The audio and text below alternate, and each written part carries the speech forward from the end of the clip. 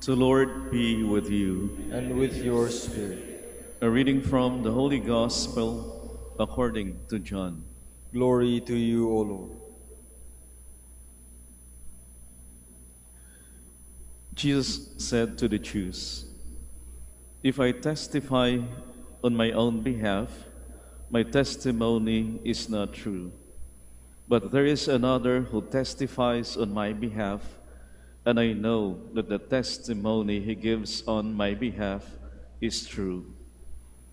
You sent emissaries to John, and he testified to the truth. I do not accept human testimony, but I say this so that you may be saved. He was a burning and shining lamp, and for a while you were content to rejoice in his light. But I have testimony greater than John's. The works that the Father gave me to accomplish, these works that I perform, testify on my behalf that the Father has sent me. Moreover, the Father who sent me has testified on my behalf. But you have never heard his voice, nor seen his form, and you do not have his word remaining in you, because you do not believe in the one whom he has sent. You search the Scriptures, because you think you have eternal life through them. Even they testify on my behalf. But you do not want to come to me to have life. I do not accept human praise. Moreover, I know that you do not have the love of God in you. I came in the name of my Father, but you do not accept me. Yet if another comes in his own name, you will accept him. How can you believe when you accept praise from one another and do not seek the praise that comes from the only God? Do not think that I will accuse you before the Father. The one who will accuse you is Moses, in whom you have placed your hope. For if you had believed Moses, you would have believed me, because he wrote about me. But if you do not believe his writings, how will you believe my words?" My dear sisters and brothers, the Gospel of the Lord. Praise to you, Lord Jesus Christ. Please be seated. Good morning ho sa inyong lahat. At pakisabi ho sa katabi nyo ng good morning. At pakidagdag ho na sa Pangasinan ho, iwan ko lang kung naintindihan nyo. Pero pakisabi ho sa katabi nyo sa kanan, makapasaway lupam. Pakisabi ho sa kanan nyo, makapasaway lupam. Yun lang po yung isa sa mga linya na nakibasado ko dito ho sa Pangasinan, lalong-lalo na nung mga nobisyo pa ho kami dito. Yung mga nakangiti ho, ibig sabihin na intindihan. Ang ibig sabihin lang ho, sa mga na hindi nakaintindi, ita-translate ko ho sa Tagalog, ang ibig ho sabihin ng makapasaway lupam ay nakakasawa ang mukha mo. Kaya ulit ho, pakisabi ho, sa taong nasa kanan mo, makapasaway lupam. Ayaw. At pakisabi rin ho sa katabi nyo sa kaliwa, thank you, I love you. Ngayon matanong ko, di ho ba meron akong dalawang pinagawa sa inyo? Sabihin nyo sa kanan mo, nakakasawa yung mukha mo.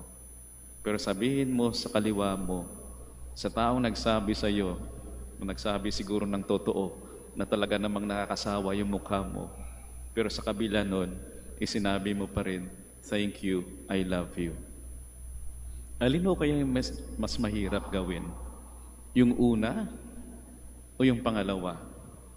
Mas mahirap po kaya na sabihin marahil yung isang masakit na katotohanan?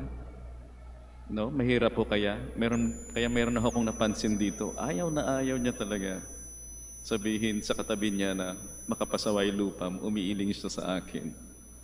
Alin mo kaya yung mahirap? Sabihin yung masakit na katotohanan, nakakasawa yung mukha mo? O mas mahirap kaya tanggapin o mahirap gawin na tanggapin yung isang masakit na katotohanan? Siguro nga nagsasawa yung kasama natin, yung katabi natin sa atin, nagsasawa na sa pagmumukha natin. Alin ho kaya ang mas mahirap gawin? Sabihin yung masakit na katotohanan o tanggapin ang masakit na katotohanan? Kanya-kanya sigurong opinion. Pero ang masasabi ko lang, sa dalawang gawain na yon, kailangan ho natin ng tapang, di ho ba? Kailangan natin ng tapang na sabihin yung isang katotohanan, marahil masakit. At kailangan din natin ng tapang na tanggapin ang isang katotohanan, lalong-lalo na yung isang masakit na katotohanan. Kailangan ng tapang ang pagsabi at kailangan ng tapang ng pagtanggap. Kaya may tanong ko ho, sino sa atin ang matapang? Lalong-lalo na dito sa simbahan ngayon, ang daming nakapula. Happy birthday. Pero pag nakikita ako ng pula, parang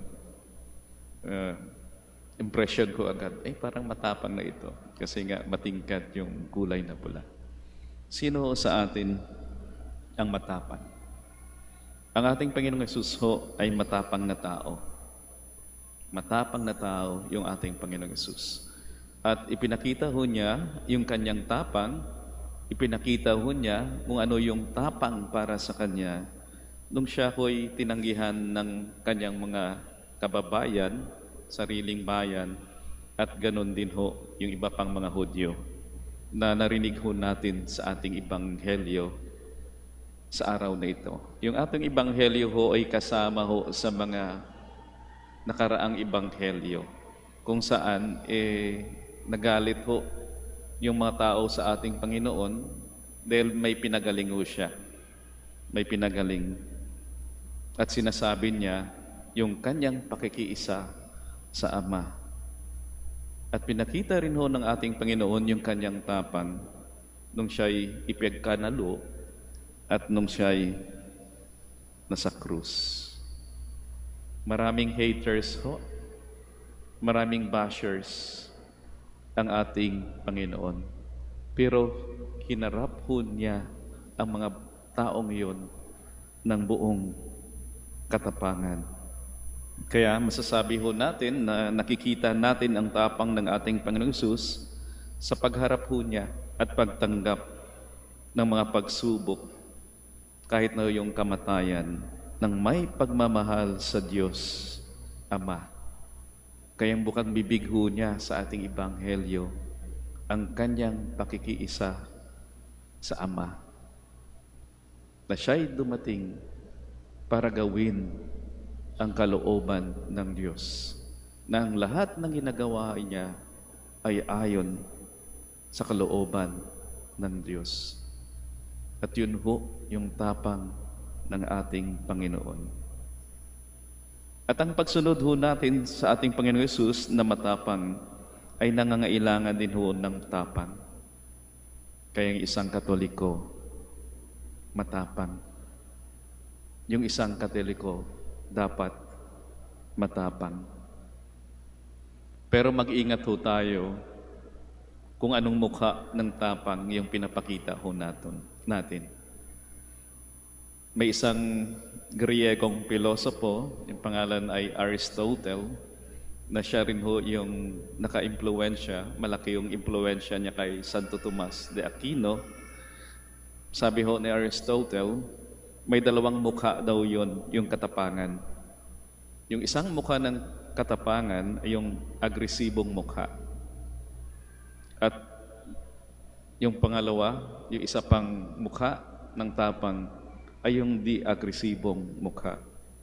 Yung agresibong tapang, kapag nagpupumilit ho tayo sa isang gawain, yung isang bagay, na nais nating gawin sa kabila ho ng pag-aalinlangan at takot. At minsan ay may kasama hong lakas o may kasamang dahas. Yun po yung agresibong mukha ng tapang. At meron din hong di agresibong mukha yung tapang. Kapag hinaharap po natin yung isang bagay ng may pasensya, ng may katatagan, kagaya ho siguro ng isang sakit, no? Hinaharap natin ng may pasensya at katatagan. Pagsubok, isang pagsubok, o kahit nagpagtanggi ng ibang tao sa atin, o di pangungutya ho nila. At maaari na rin nating idagdag, di ho ba, yung kabutihan at kabanalan. At para sa ating mga Katoliko, para ho sa ating mga Kristiyano, yung pangalawang mukha ho ng katapangan ang mas mataas. So, sinasabi ho ng mga spiritual writers na mas mataas daw yung di agresibong mukha ng katapangan. Mas mahiraw daw ho. Mas madali daw ho yung magsabi ng di maganda. Pero yung tanggapin yung isang bagay na hindi maganda, mas mahirap daw ho at nangangailangan ng mas maraming tapang. Kaya nga ho sinasabi ni Santa Teresa de Avila, mas maraming tapang ang kinakailangan para maging masugid sa ating pagdarasal kesa mamatay bilang isang martir. Para kay Santa Teresa de Avila, mas madali yung maging martir kesa sa pagdarasal. Mas madaling mamatay daw kaysa magpakabuti araw-araw hanggang sa huling nating hininga. Mas mahirap daw yun. Natatanggapin mo, you have to bear the burden of sickness perhaps, of those challenges, those difficulties. Pero ito ho yung tapang na sinasabi ng ating simbahan. Kaya nga ho, minsan naiinip, maraming tao yung naiinip sa simbahan. Kahit na ho sa bansa ho natin. Maraming problema ho sa bansahan natin. Pero may mga nagsasabi na parang wala namang ginagawa o kakaunti yung ginagawa ng simbahan. At maraming nagtatanong, nasaan yung tapang ng simbahan? Napagsabihan yung mga sumasampalataya, uy, magpakabait kayo, uy, huwag kayo magloko ng harap-harapan marahil.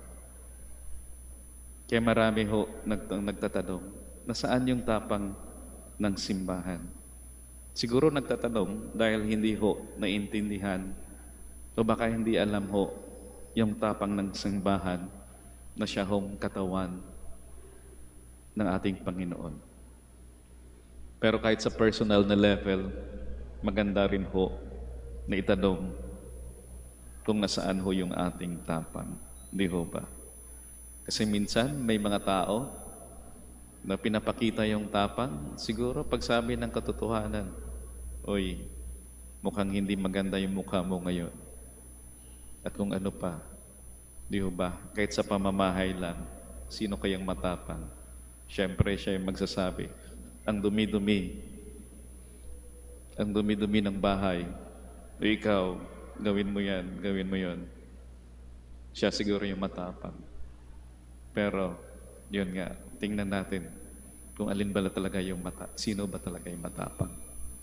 Minsan, matapang tayo sa salita, pero parang naghihirapan din tayo sa gawa.